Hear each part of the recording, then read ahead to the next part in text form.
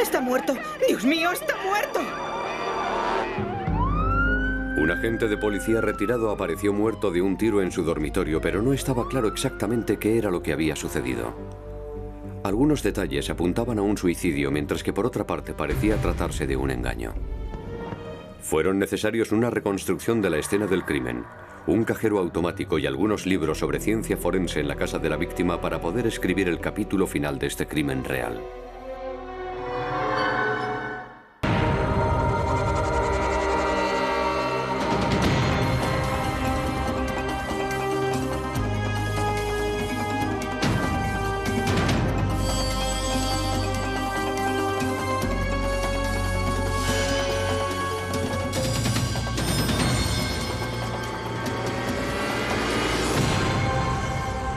Crímenes imperfectos.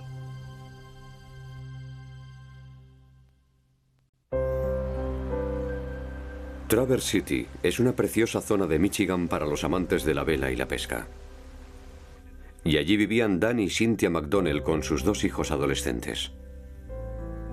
Dan McDonnell, de 58 años, era un agente de policía retirado que trabajaba a tiempo parcial como encargado de mantenimiento.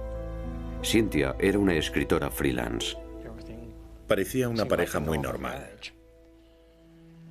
Cindy siempre estaba pendiente de todo. Era la perfecta ama de casa y la jefa.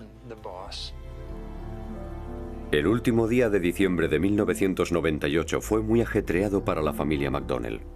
Patrick, de 18 años, se había quedado a dormir en casa de un amigo. Dan decidió levantarse tarde. Cynthia y su hija Erin, de 20 años, pasaron toda la mañana de compras en Traverse City. Estuvieron horas de tienda en tienda. Entraron en unos almacenes, en una tienda de artículos de oficina y en una peluquería. Camino de casa, Cynthia compró unas hamburguesas para toda la familia.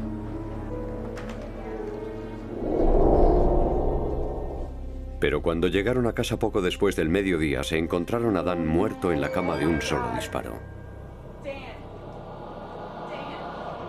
Erin, acabamos de llegar. Voy a comprobar si respira.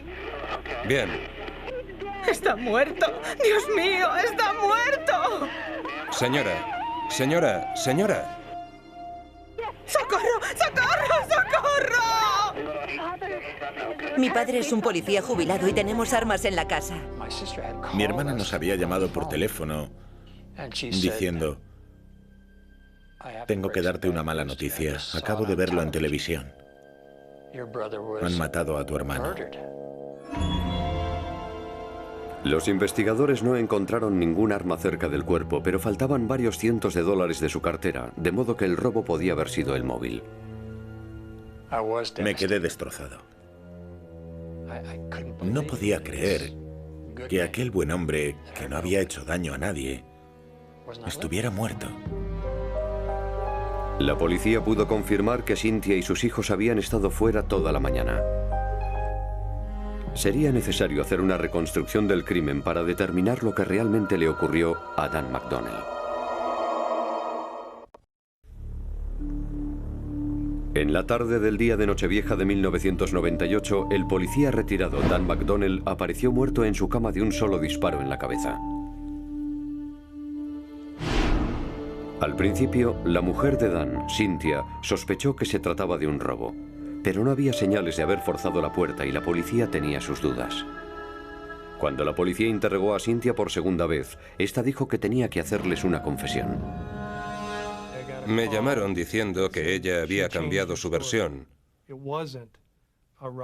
Que aquella mañana, antes de salir, se encontró con que Dan se había suicidado.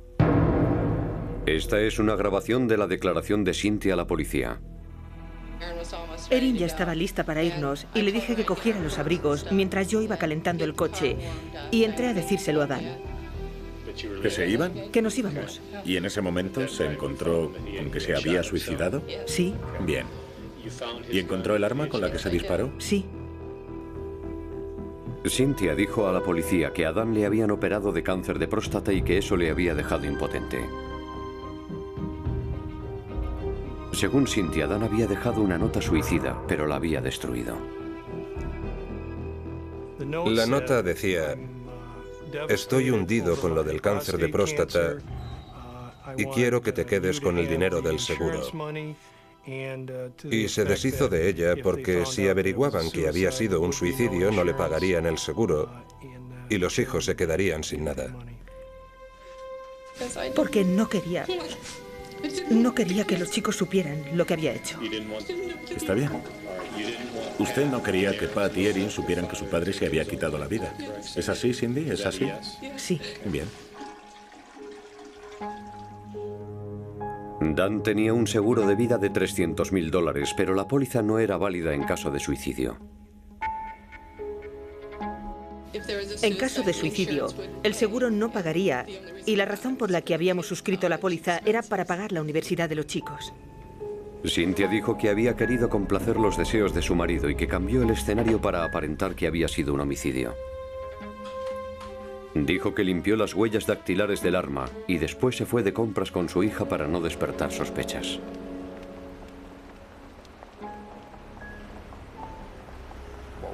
Lo que podría parecer una reacción normal sería venirse abajo en ese mismo instante, pero no todos somos así.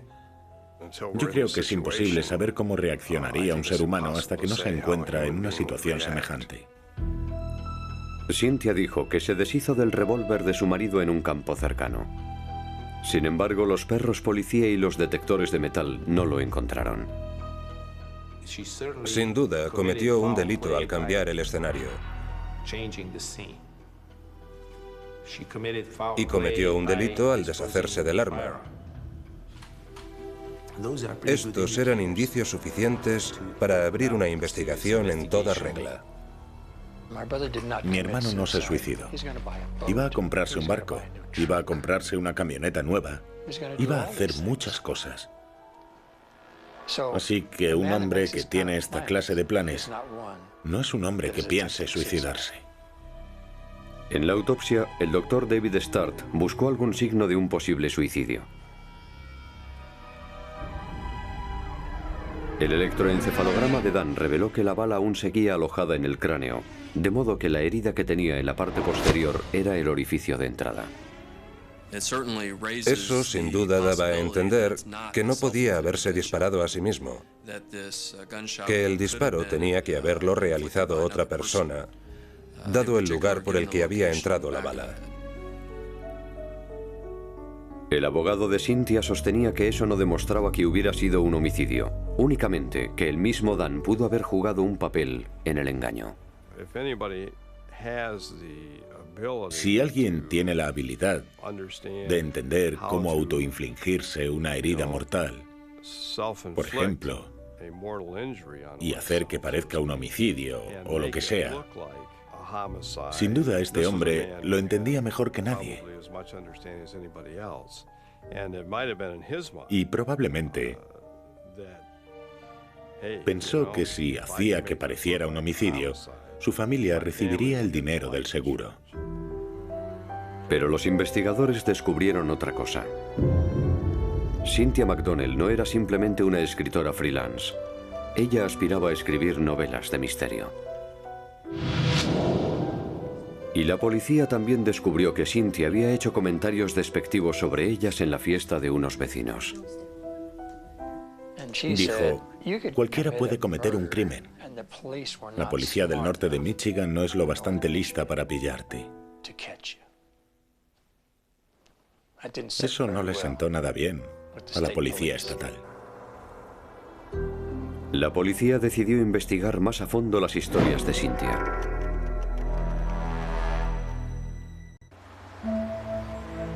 La policía estaba investigando la misteriosa muerte del agente retirado Dan McDonnell. Cynthia, la mujer de la víctima, dijo que su marido se había suicidado y que al principio lo había ocultado para que sus hijos pudieran cobrar el dinero del seguro. Casi de inmediato, los expertos forenses descubrieron algunas inconsistencias. En la radiografía se veía la bala que iba de atrás hacia adelante, atravesando el cerebro, y de izquierda a derecha del cerebro. Era evidente que tendría que haber entrado por el lado izquierdo si la víctima era zurda, pero Daniel era diestro.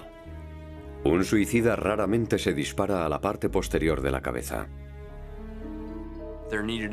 Era necesario estudiarlo más a fondo, porque podía tratarse de un homicidio, y había que ayudar a la policía en su investigación. Los investigadores comenzaron el análisis estudiando la mancha de sangre. Siempre que hay sangre, tanto si se trata de un charco o de una bala en la cabeza, la sangre sale en línea recta. Pero las salpicaduras de sangre pueden alcanzar un radio de 360 grados, de modo que se desplaza en todas direcciones. La salpicadura de sangre que vuelve hacia la fuente de la fuerza que se aplica es lo que llamamos salpicadura de retroceso. Pero no había ninguna salpicadura de retroceso en las manos de Dan. El brazo izquierdo de Dan estaba agarrado a una almohada y metido por debajo de su cuerpo. Junto al brazo había un claro charco de sangre. Esto demostraba que el brazo de Dan no se había movido después del disparo. No había habido ningún cambio en la mancha de sangre que indicara que el brazo hubiera estado en otra posición, ni en el momento del disparo, ni inmediatamente después. Así que esa había sido la posición del cuerpo en el momento del disparo. Le habría sido muy difícil a Dan utilizar su mano derecha para disparar en el lado izquierdo de la cabeza. Para haber podido hacerse esa herida, tendría que haber subido la mano derecha por detrás de la cabeza y después pegar la boca del arma a la cabeza, para lo cual habría que ser un contorsionista. De modo que sería difícil hacerlo, pero se podría hacer.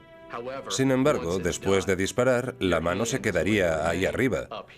No podría colocarse ella sola debajo de las sábanas, perfectamente limpia y sin el menor rastro de sangre ni resto alguno de pólvora o cualquier otra cosa, y acabar junto al cuerpo sin una sola gota de sangre. Eso no es posible. Los investigadores también encontraron pólvora y un orificio de bala en la almohada junto al cuerpo de Dan. Esto indicaba que el arma estaba presionada contra la almohada cuando fue disparada. La única forma en la que esto podría suceder es que la persona tuviera tres brazos. Uno para sujetar el arma, otro para sujetar la almohada y un tercero sobre el que estar tumbado, sobre el lado izquierdo. Se llegó a la conclusión de que la muerte de Dan había sido un homicidio. La investigación sobre el matrimonio de Dan y Cynthia reveló un posible móvil. En los meses anteriores a la muerte de Dan, los McDonnell estuvieron gastando más dinero del que ingresaban. Cindy se dedicó a comprar de todo, como ordenadores, muebles y cantidad de cosas que eran muy caras.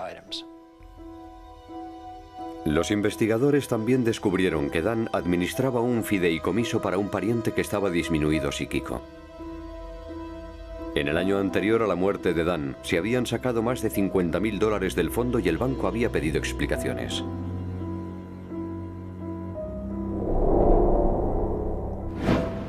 Los extractos bancarios reflejaban cargos casi diarios desde $200 a $1.000. Y el fondo estaba prácticamente a cero.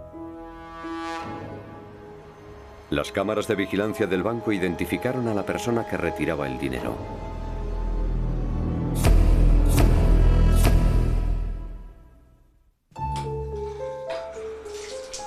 Cuando la policía interrogó a Erin, la hija de Dan McDonnell, de 20 años, esta recordó algo extraño sobre la mañana en la que habían matado a su padre. Erin contó a los investigadores que estaba en la ducha y que su madre entró varias veces, cosa que le extrañó mucho. Y también que subió el volumen de la radio que tenía Erin en el cuarto de baño. Dijo a los investigadores que le pareció oír la explosión de un tubo de escape o un bang.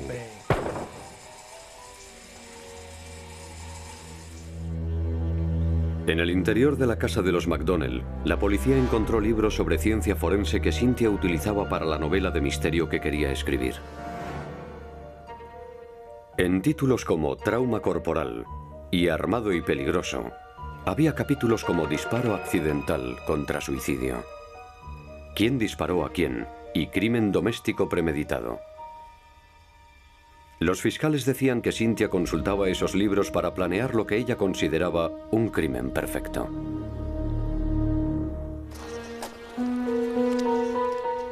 El móvil era el dinero. Cynthia tenía dificultades económicas, así que retiró $50.000 de un fideicomiso que administraba su marido, falsificando su firma. Las cámaras de vigilancia del cajero del banco lo demostraron. El banco se puso en contacto con Dan y exigió explicaciones. Los fiscales pensaban que Dan se había enfrentado a Cynthia y le había dicho que iba a acudir a las autoridades locales con un plan para devolver el dinero.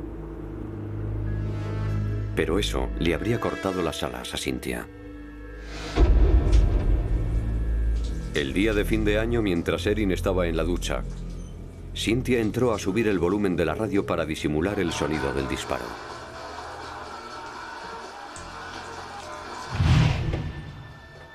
Los fiscales decían que Cynthia cogió el revólver oficial de Dan y le disparó en la nuca, utilizando la almohada para amortiguar el ruido. Después se deshizo del arma, aunque esta nunca ha sido recuperada. Cynthia se fue de compras con Erin, pensando que los tickets de compra le servirían como coartada. Antes de regresar a casa, paró a comprar unas hamburguesas. Incluso compró una para su marido, aún sabiendo que estaba muerto. Es inimaginable que hiciera toda esa farsa creyendo que se iba a salir con la suya. Comprarle una hamburguesa a su marido muerto. Cynthia McDonnell fue acusada de homicidio en primer grado. Ella se declaró inocente.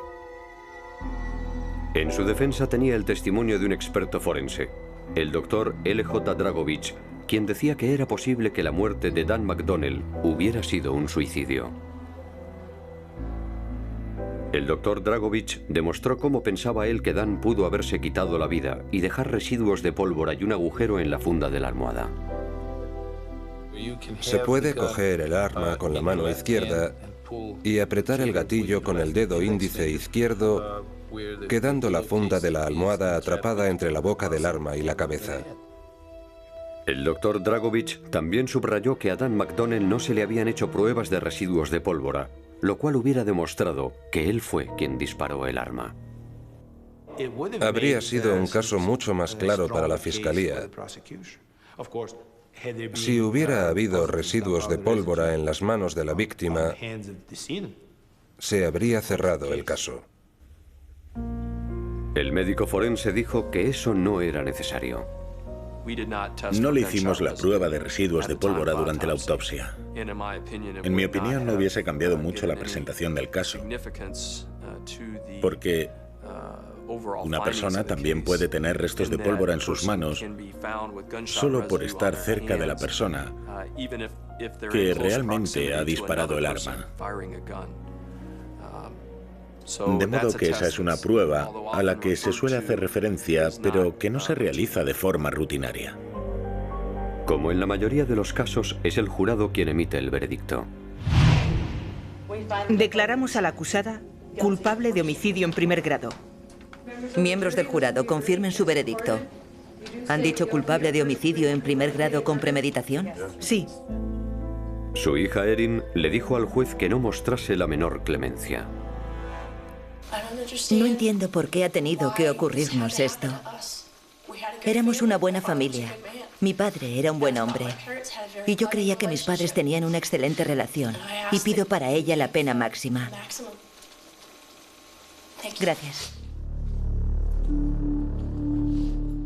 Cynthia McDonnell fue sentenciada a cadena perpetua sin posibilidad de solicitar la condicional. Ella sigue manteniendo que es inocente de la muerte de su marido, al que llama Mac. Mac se suicidó. Yo no maté a mi marido, yo le quería. No tenía nada que ganar con su muerte y mucho que perder. Esto ha destrozado a mis hijos, ha dividido a la familia. Cynthia carece de conciencia Carece del sentido de la responsabilidad y nunca admitirá su culpabilidad. Cynthia es una persona que solo sabe resolver sus problemas mediante la violencia y el crimen. Kevin McDonnell conserva cerca de él la placa de policía de su hermano. ¿Qué puedo decir? Ya está hecho. Pero yo le quería. Y desearía que no hubiera sucedido. No se lo merecía.